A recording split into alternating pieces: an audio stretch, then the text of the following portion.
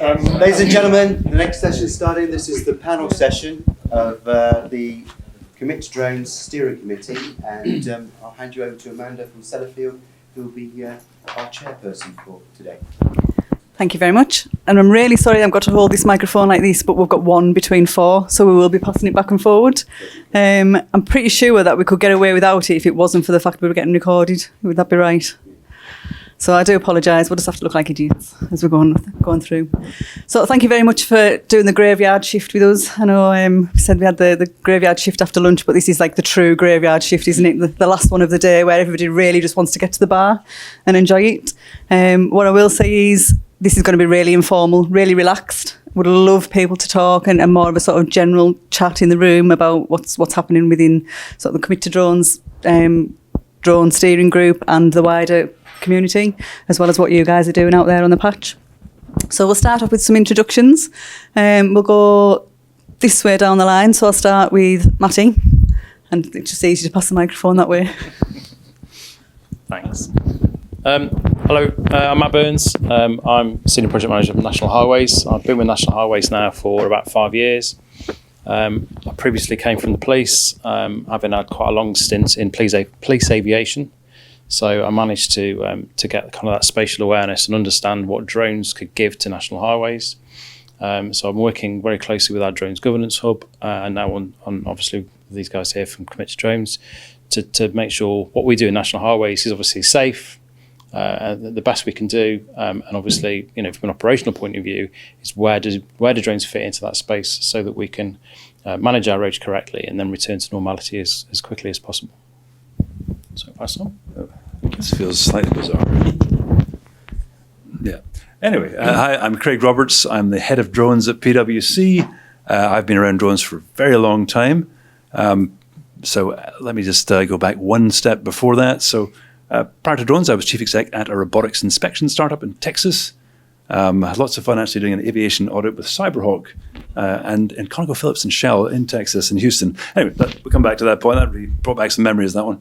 Anyway, so after this robotics company in Texas, which I sold in 2010, I was chief exec at Cyberhawk, which hopefully you've all heard of. That was very much at the birth of the commercial drone industry, so 2012 to 2016. And we did the first ever flare stack inspection for ConocoPhillips in the North Sea in 2012. And ever since then, I've been a drone consultant, and I say currently with PwC. Things you may not know about PwC, we buy a lot of drone services. I guess I mentioned it before, but we use drones for audit. It's part of our core process for auditing inventory. And so, we buy a lot of drone services. And given that Pat's sitting over there, quite a few from Pat's lot at Sky, and to the point earlier about standards, we are, Pat don't say anything, we're very precise about what we actually are buying. But just on that point about standards, it's all about use cases. Anyway, I'll pass over. I think everybody else talking. Yeah, but today I'm Harrison O'Hara. Unfortunately, Harrison can't be here today. He's innovation lead for BAM Nuttall. His baby's come early, so 7 weeks, so we can forgive him for that. So I'll be standing in and talking on behalf of the construction companies today. Right, so this pass the parcel, Amanda. I did say it was going to get awkward, didn't I? And then the two on the bottom, we'll just forget about those because they've left us in the lurch anyways. But no, the two on the bottom, we've got Paul Lindup, who heads up the Critical National Infrastructure Working Group as part of the Commit to Drones, and Ian Billington, who is the Construction Working Group lead as well. So we'll start with just a bit more of a roundup of what kind of things we do. I missed my Scylla joke before, which would have trumped yours, Tony. It should have been a what's your name and where'd you come from kind of thing for those who can remember the blind date days. There is a few younger people in the room who are looking at me thinking, what on earth is she twittering about? So we'll do it on this round. So Matt, if we go back to you with the client side of the Commit to Drones, how do you find yourself sitting in the Commit to Drones community? What kind of things do we do to support you, and do you look out for from the other members? Thanks. So I've been working very closely with our team in the Drones Governance Hub, and if there's one thing that National Highways likes is governance. So they're very mature in that space, and they've been doing a lot of work in the background to get us ready for kind of what comes next, which at the moment we don't know what that is. Working extremely hard to ensure that we've got everything in place ready, so that we've got, like we talked about earlier, standards, so that if you guys come and work for us, that we've all got the right kind of standard and making sure that the level of works is great. We are a very safety conscious company, so we've got to make sure everything's safe, and anything we do moving forward, we try and do it with what's called ALAR, which is as low as reasonably practicable from a safety point of view. So actually, is it safer to put a drone up to do something than it is to send staff out on a network? So the work we do with these guys is getting kind of all the experiences together about what everyone else is doing. We've got some great experiences from what's going on with Sellafield. You've come from a world of drones, so you've got a vast amount of experience. And whoever you are at the moment, whoever you'd like to be, we'll draw on your experiences as well. But it's kind of coming together and just, it doesn't, I said this to Tony a few weeks ago, it doesn't feel like this is kind of a sales pitch for people. It's a lot of the right people coming and speaking to us and understanding what everyone does. There's a lot of experience in the room that gives you the opportunity to talk to us and us to you, so we can all kind of learn to try and battle against the CAA and trying to get these things moved forward. Same question. Okay, we'll get used to this. I represent commercial. I guess I've probably mentioned why they're in my opening salvo. So I am a former CEO of a drone service company called Cyberhawk, so I kind of feel the pain from the DSP perspective.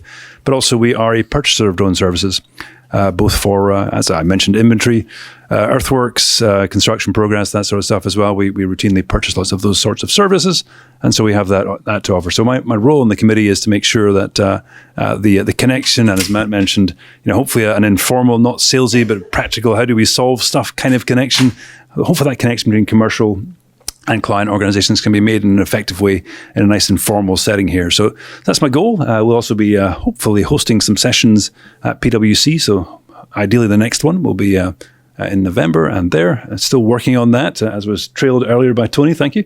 We're trying to get the government and the CEA in a room with this group, so you can ask them all the hard questions, and we can talk about the real barriers to growth in the UK drone industry. Now, PwC, we've published a number of reports, and so this is I can't really say a plug because it's not a commercial pitch here, but we do a lot of work to try and promote startups. You may have seen our last report. We had 13 startups featured in our case study section of that. And so that's another thing I'm always interested to hear about, innovations. And I'm just trying to work out how we can get the economics from Pat and Shell's Drone in a Box out there, so people can understand what's going on there, because it's a very difficult question. I think we've done a lot of modeling of Drone in a Box. It doesn't work because it's a very high fixed capital cost and not as appealing as the flexible cost of getting a DSP in.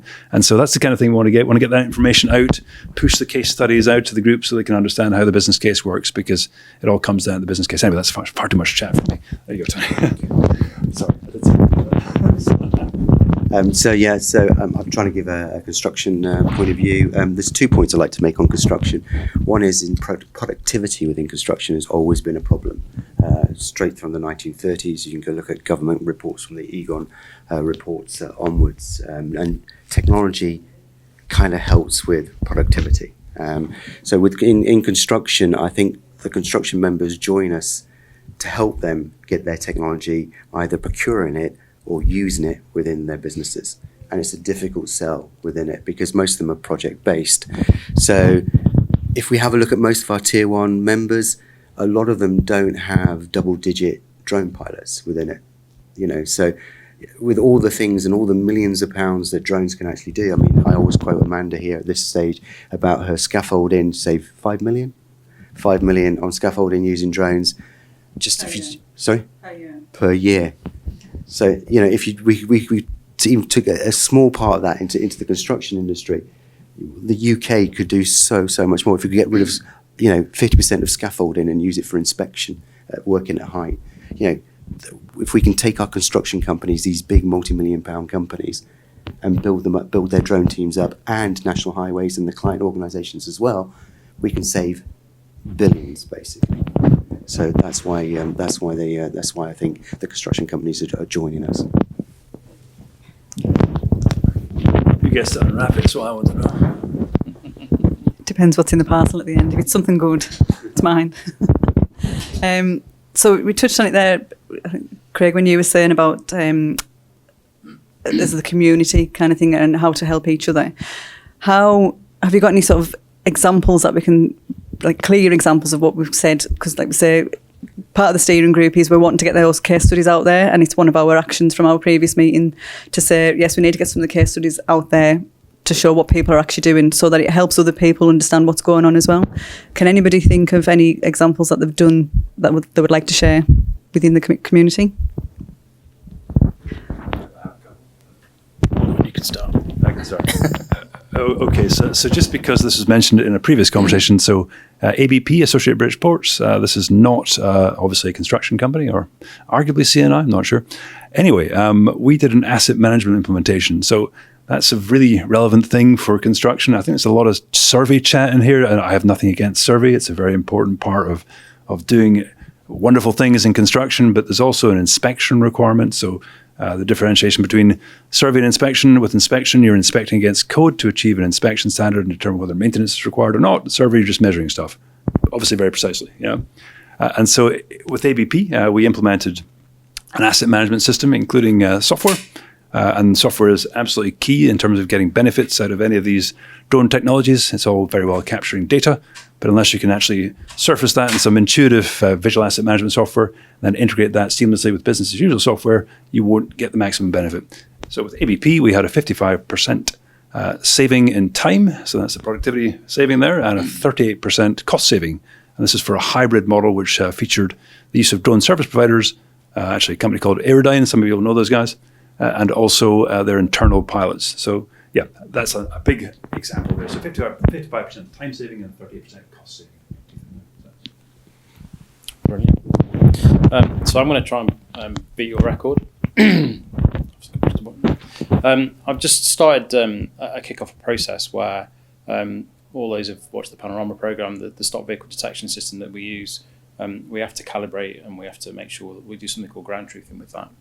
And that has to happen quite regularly every year, just to make sure that it's working properly and we can do the safest thing we can possibly do.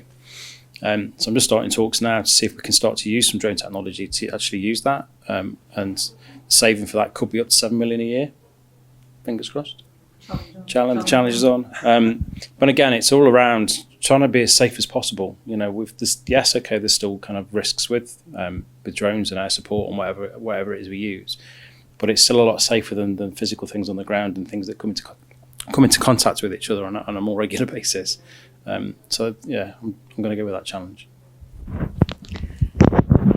I'm a bit competitive mind. I'll come back with some revised figures. Craig, we need to talk. Inflation. Yeah, because my 5 million's year on year, and yeah. How many working at high hours have you saved? Challenge one. Thank you very much. Do you have anything to add from construction, Tony? Any examples? No, I mean there's plenty. I think maybe if we could go. Do you want these back, or are you? No. I'm happy. Is there anybody? Yeah, exactly that. Is there anybody in the room that's done anything that they think they want to shout about that may or may not be known across the community? Because what I've found as well is talking about some of the things that you do, you assume a lot of people know what you do, and the benefits that it can produce and provide different businesses, etc. But then you talk to other people thinking you're just talking normal stuff, and then people are going, "You do what? How do you do that?" So if there's anybody out there that would like to join in and tell us a little bit more about, Mike, you're looking like you're itching. Yeah? I'm happy to. I need to use this as well, right? Hi everyone, yeah, so Mike Edwards, Head of Business Development at Hero Tech 8. I mentioned earlier, but anybody who wasn't in the room, we are a UK-based manufacturer, installer and operator of an automated drone infrastructure, as I like to refer to it. I don't so much like the term drone in a box. Reason I don't so much like that term is because it treats the drone very much still like a drone or remote control helicopter, and it becomes a system that goes on site in isolation. Our goal is very much to integrate drones with business as usual. So we're trying to use the term infrastructure, so they say system of systems, where we integrate with alarm systems, video management, with Esri for geospatial data collation and things like that. It then becomes an asset that democratizes drones. So any stakeholder is able to access that technology and make use of it. So a couple of examples, ABP's already been mentioned. We've got 2 of our systems currently installed at ABP Ipswich under the Project In-Depth, one of the Future Flight Challenges. Purpose of that project is really to demonstrate how can drones be operated safely when being operated fully automated in quite complex environments, and in particular in changing environments.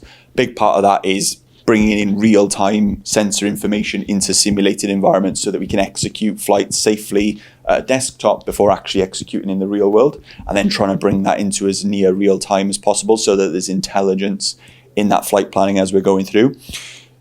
At ABP, some of the started off with use cases was for modeling the ports environment so that we could look at capacity of car parking for Tesla vehicles, how many cars are there in the port at any given time, what is the capacity for additional vehicles. But similarly with stockpiles of bricks and stockpiles of other aggregates and things like that, so just automating that whole process. As a customer already using ArcGIS Online, the Esri platform, we can automate the flight, automate the data processing, and automate that going into a platform that stakeholders are already familiar with. These stakeholders who are using that data have no clue about where it's come from, how the drone is being operated, what our regulatory requirements are. The important thing for them is data, and I think that's been the really important driver for us. Similarly, another customer, we've had one of our systems on site for 18 months, is the University of West of England. An environment where a lot of people perhaps wouldn't assume our infrastructure could be utilized. A university campus doesn't seem to have that many use cases. But when they looked at their current spend with drone service providers, at the time was around 15k a year, roughly, whether it was for roof inspections or thermal surveys, topo surveys, whatever it was. Plus then on top of all of the manned access requirements that they had, by installing our infrastructure on site, we've calculated that they've calculated themselves, that we've saved them roughly £80,000 in the first year just on access requirements. We have fully automated storm damage assessments now with weather systems installed on location. So if wind speeds hit more than 40 mile an hour, that automatically triggers a storm damage assessment of all of their listed buildings. Once wind speeds drop below a suitable threshold, drone automatically applies and rinses and repeats and captures all that data. Huge challenge now for us, obviously, is a huge amount of data. But what we're looking to do now is partner with different specialists to look at, we're funneling all of this data in. How can we now start to get some intelligence from it? And just to wrap up quickly, what we're now also looking is to partner with organizations who are interested in installing this kind of infrastructure and operating it. Because although we've been operating for the time being, because we're the most familiar with our systems, we're now at a point where we want to hand off that operation, share best practice, and work with drone service providers, asset owners to install the infrastructure and, like I say, democratize drones and drone data. Thank you very much. Back. Sorry, obviously you've told a room full of people there about that. One of the things that we're struggling with, as Amanda said, is actually getting the message out about what you guys do. So we've built an online platform where we're hoping to put the case studies in that we're Craig's helping us design. So you put that information, Patrick as well, and Drone Evolution and Drone Desk and Drone Cloud into those case studies. So then the whole community can have a look at them and see where you're at. And then the reverse of that is that you can then see what National Highways are up to, what Sellafield are up to. Is the group willing to help us, design those case studies and help us with this online portal? Because obviously we come to these events and they're great, and then once we leave, we kind of get cold and we forget about what's been said. Or we kind of, you send LinkedIn and nobody ever replies again. That happens to me about you guys. That's the kind of thing. So the portal is really important, but we do need people to put content in it. Are you willing as a group to put that content in? Can I just throw that with a bit of a caveat? You won't need to put War and Peace in, so we will have a template and it'll be a clear guidance as to what exactly you need to put. So Mike, you'll need to condense that down to sort of 2 or 3 paragraphs. What we're looking for is enough of a sort of like a snapshot at the front screen to sort of say this is the kind of thing that we've done, so that it'll engage people's conversation. Then we can have more detail behind if we want to add more in, but we're trying to keep it as owners free as possible so that it is quick and easy so that everybody can support each other. I think that's important to say, isn't it? I'll probably just go back what we should have said at the start as well. So a lot of people didn't realise that we had a steering committee for Commit to Drones as well, myself included, until I got landed in the chair role. Tony? But yeah, we do have a steering committee. We've all got our own jobs. We don't get paid to be part of this committee. We do it for the goodness of our own heart and because we love being part of the steering panel. See all these smiles? What we would like to say is please help us as much as possible. We are here to do what we need to do for the community, but we are a community. If we've got to help each other out to be able to provide the benefits going forward still. Tony, I'm cautious. Was this timer set for a reason? Because we're well over it. Yeah. But if you're happy, we're all right. What I would like to do is go around the room because it's small enough and say to people, what are your thoughts about Commit to Drones? You might not be a member, you might be a member. You can tell us why you're not a member, and we take credit card. Unless it's a Sellafield one that bounces every single time I try to pay. Yeah. That's in my bank account. I'm only joking when this goes out. I realised that as soon as I said it. It really isn't. What was that new quiz? Shall we start off with James? It's all right. It was on the news. Was it this morning? It was on the news where I know we're digressing slightly, but when he's saying about new prisons, it's they're trying to minimise the amount of court cases, aren't they, because there isn't enough space in prisons. Well, that's because everybody's flying the drugs in and keeping the ones in there with the drones. But yeah, if you want to do the creeping death, I hate this, Tony. So if anybody doesn't want to say anything in this sort of situation, please feel free to sort of just kind of go, no, I'm shy and quiet, and see us at the bar later, and we can do that as well when everybody's had a drink and they're a bit more willing to talk. One of us will come up. But do you want to do the creep of death? Are you happy to be the starter for 10? 60 seconds. I don't know about that.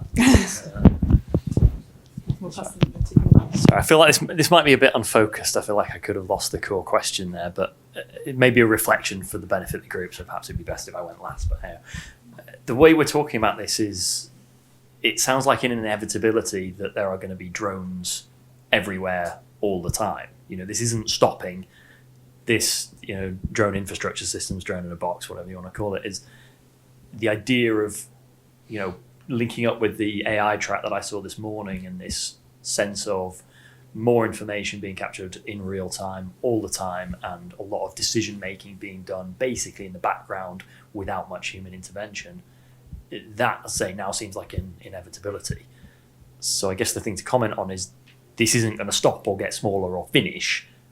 We're almost at the beginning of it right now. So I think there's a lot of good kind of coming from this, but as we can see, it's gathering momentum. It's growing into something that has a far-reaching kind of impact across the entire sector and multi-sector. So yeah, it's really interesting to see it link up, obviously, with the parent Commit organisation and kind of that convergence of technology, as you were saying. More of a reflection than a question or a comment on the part. But yeah, it's good to see this. I think one of the important things that I noted before, I can't remember who said it, but we were saying about trying to get the CAA into the room.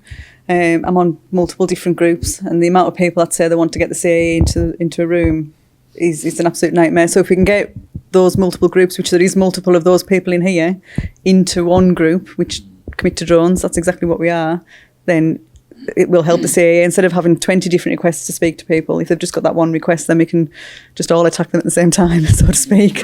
That would probably be more beneficial as well. So working as that wider group. I got more of a question rather than anything else.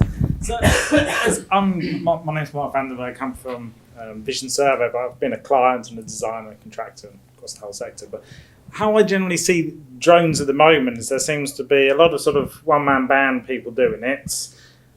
There's a lot of clients investing in in-house capabilities as it becomes more readily available and autonomous and things like that. And the sort of feels as if the middle playing field of companies that do it along with other services is sort of can't compete with one-man bands in terms of tenders, at the same time as losing clients because they're bringing it in-house. Is that just my perspective, or is that a wider feeling to the sort of panel? I suppose. One-man band comment. I think those are going out with the dodo at least. I mean, back in the day, right, 2012, I started doing drones. That was the thing. Yeah, a guy was doing wedding, always told me the wedding photographer who's got a drone. You could go to an oil and gas company and say, hey, you just can't do that now. You've actually got to have the right credibility to actually get in the door. You still get examples. I mean, we came across one just 3 weeks ago, cattle counting. Remember that one? We used Pat's coming to that. The client's company was somebody who couldn't even do a photogrammetric model. So they're there, but they're very much in the minority. What I would say, I mean, you have, take a construction example. So on a large infrastructure project, which you can probably guess, we are seeing that the 4 JVs on that project are using drones 5 or 6 times a week, each company. So that's a lot of drone use, it's a lot of data. That's the problem, as was mentioned by Mike. But that's happening. But also, we see companies like Sky, Cyberhawk, Evolution, I see, right in front of me there, with our RUAS team maybe, they're still growing. They're still either staying solid or they're actually progressing. Those are drone service providers. So the overall market, say, that's the first point, the market is growing, and the way that the market's being chunked down is pretty much what we expected. As the technology becomes simpler to use, or companies will take it in-house, and then we'll encounter problems, basic things like standards, like not having a visual asset management system, like having a whole bunch of data that doesn't actually talk to the existing systems. And that's the next battleground for us. It's not really whether it's a DSP or it's in-house, it's how you actually streamline the data and get the most out of it. And AI will play a part in that, but I need to stop talking, so I'll just keep going. Right? Yeah, no, because there's some companies that don't actually publicise that they do drones. They're more about like construction progress and interfacing with the model. So they actually sell software, but really it is drones that they're capturing the information. But they don't even mention that. So the whole capture of the data isn't really a selling point that some companies are going to, and it's a point of this is how you interact with the data, and it's easy and accessible, and you can draw on stuff and measure things. And I think across the whole of this is how we're interacting with data. It's almost like you said, going the back in the day before touch screens and buttons. It's how we interact with the technology and how we use the data, as you said, to make business decisions, because nobody's just doing it because it's new and exciting. It's because it makes us more efficient and saves money on different bits. So it's sort of how we use the data. And I think, as you said, you were just capturing the data, and that's how you actually make it useful for people to interact with. And I think that seems to be where a few of the companies are sort of directing themselves. A drone at the end of the day is just a tool to collect data. Yes. Yeah. It's no different to putting a camera on a pole, except, well, I suppose it is in the fact that it's flying, but it's just a tool to gather that data. So ultimately, it is the data that is the output that people want. Yes. So that's probably why there's a lot of focus on it. And going to your point, we could measure tons of things. Is it useful to measure them? And might not be the case. As with AI, we can measure like how many times people are viewing something, but does it make a difference or not? I'll stop talking.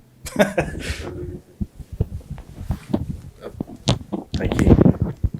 Hi, I'm John Tatsord from Urban Hawk. So we've made a very large voxel scale voxel simulation engine. Is anyone here familiar with voxels? Anyone play Minecraft? Okay, so if you were to, yeah. So it's like the raster data if you saw the GIS track, but you present it in 3D. So you've got these cubes of space, and this is very often used in simulation software like CFD solvers, where you're kind of propagating a wave, and you've got lots of different cost functions. So what we're looking at doing is you say take very complex data from satellite information, and you're looking at the negative space, which is every potential point that a UAV could reach. And because you don't necessarily know all the factors, but you know, say, certain goals, what you're then looking to do is to combine a range of weights and factors that then you can kind of solve as a mathematical process. And in addition to that, instead of going down the AI route, which requires a lot of a priori data, which you don't always have, and because new drones are coming on with new capabilities, we're looking at a genetic algorithm that effectively looks at the most likely or most probable or best fit.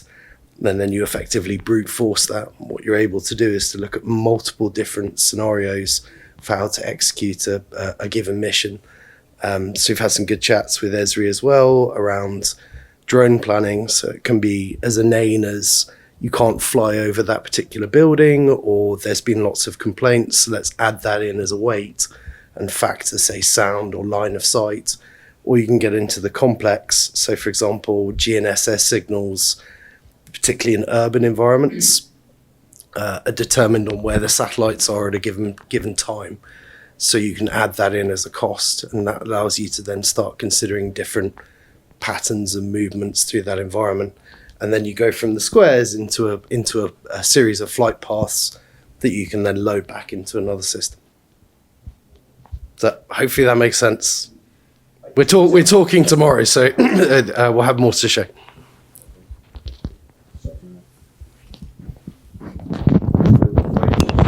I think I will pass this. Yeah. Hi, my name's Clayton. I'm Services Director for Drone Evolution. We deliver service. I'll keep it brief. We deliver services across the UK, we still believe there's very much a market for increasingly industries that want to pick up drone services or it's data services, as you quite rightly point out, but get that data, but they want to have know that they're going to receive a standard and of continuity of service, from Aberdeen to Wiltshire or wherever it may be.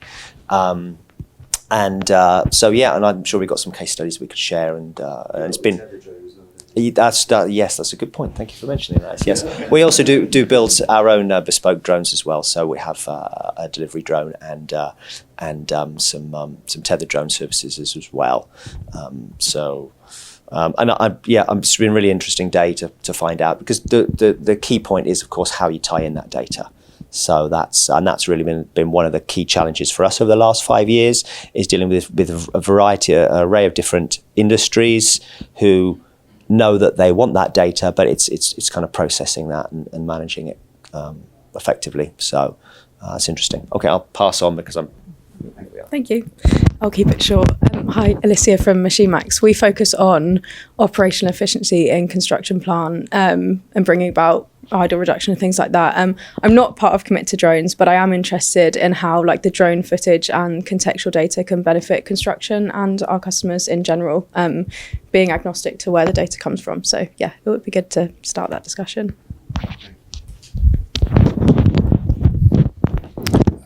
Hi, Consortic again. One of the things we're very interested in is how we get proof of concepts and early programs into scaled up business as usual operations. That's kind of where we see a gap at the minute, particularly we do a lot of work in the US, and they've got isolated proof of concepts or maybe small kind of semi-regular operations, but getting that rolled out across multiple sites or getting them to all work off of a common standard, even just operational procedure, is difficult. So that's kind of a big piece of work that we're doing at the minute. I think I'm a member of Commit to Drones. Yeah, thank you. I'm pretty sure I was. And so it's, again, been really useful today to kind of get these different perspectives and hear what the people are up to as well, and how we can't do anything in the UK because we can't get the CAA in a room. That's fine. I'm sure we will soon. Yeah. Hi everyone. Yeah, Andrew Block, Drone Cloud. We've been around for quite a while actually.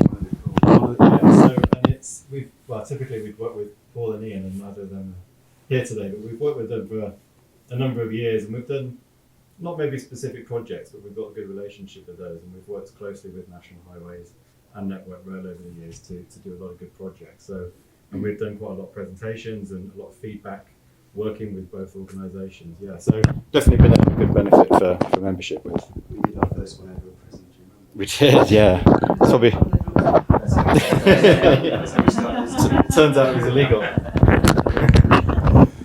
Hi all, I'm Dorian Ellis from Drone Desk. Drone Desk is a drone operations management platform, so anybody that flies drones would use a system like Drone Cloud or Drone Desk to manage their operations, essentially. The value in these events for me is meeting potential clients and understanding their operational challenges, and chief amongst which is, from my point of view, regulations and meeting the challenges of regulatory framework that we operate within in the UK is a constant source of frustration. So yeah, if we can get the CAA in the room, that'll be a big step forward.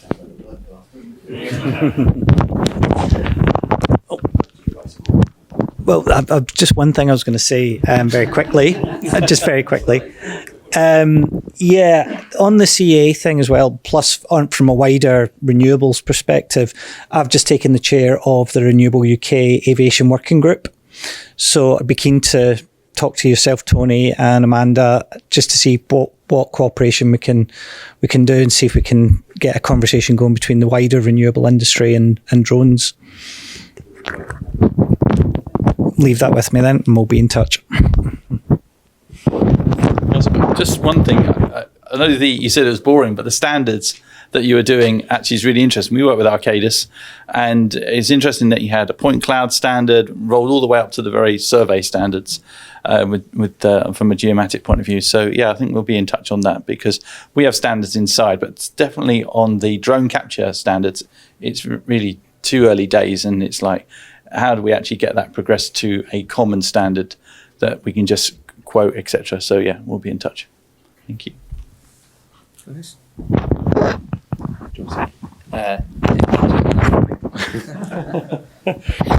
I am that one-man band, though I don't do wedding photography. Sorry. No, I disagree with the one-man band comment, and it's. I would say that one-man bands have exactly the same problem as the big drone operators.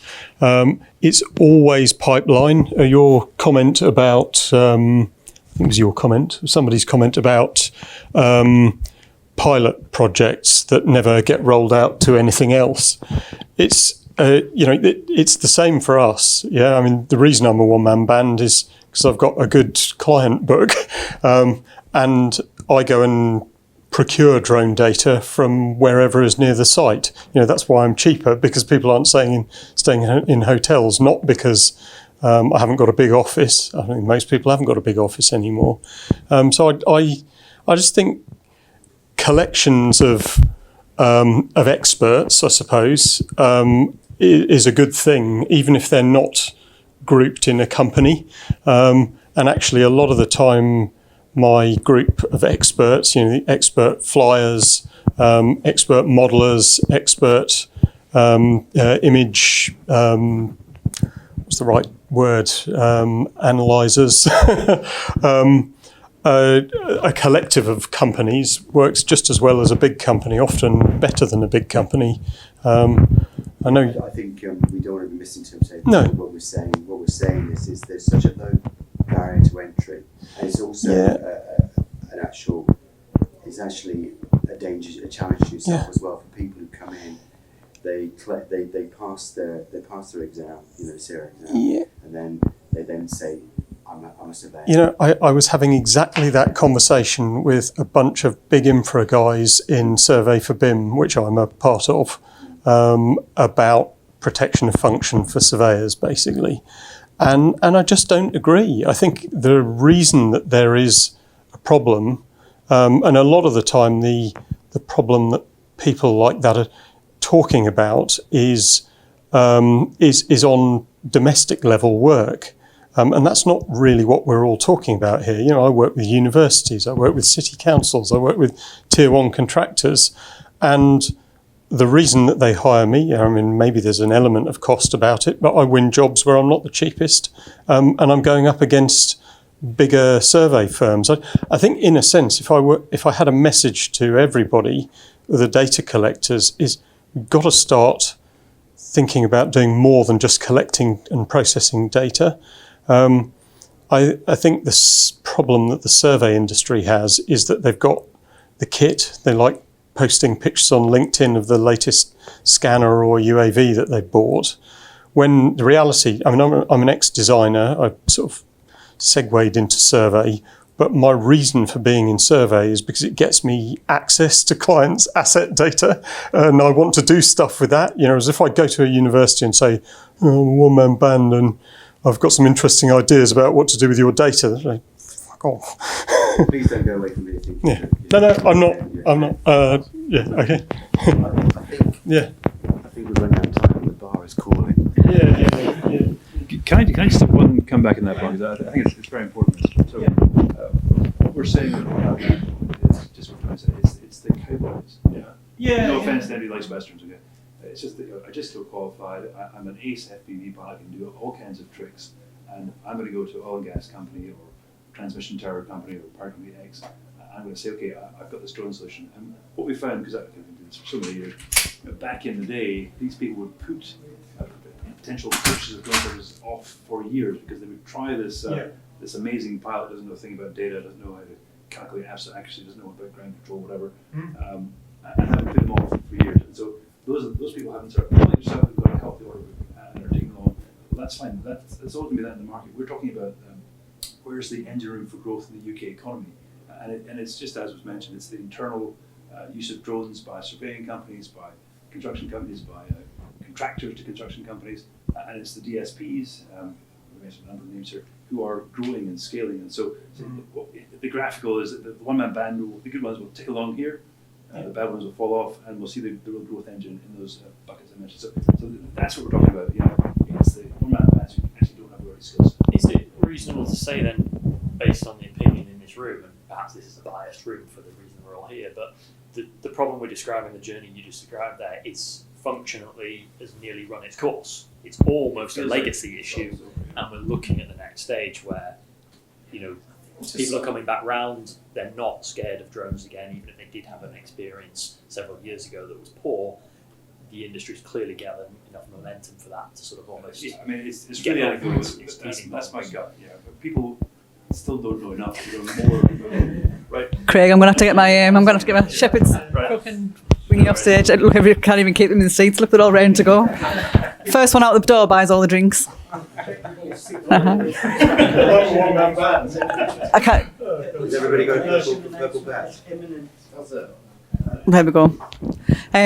I'd just like to say thank you to my panel members, and thank you for those that didn't turn up and put the other ones on the spot. Like I said, it was going to be informal. I hope you got something out of it and enjoyed listening to some of the conversations that we've had. Thank you all for joining in. That's been us. Bars open.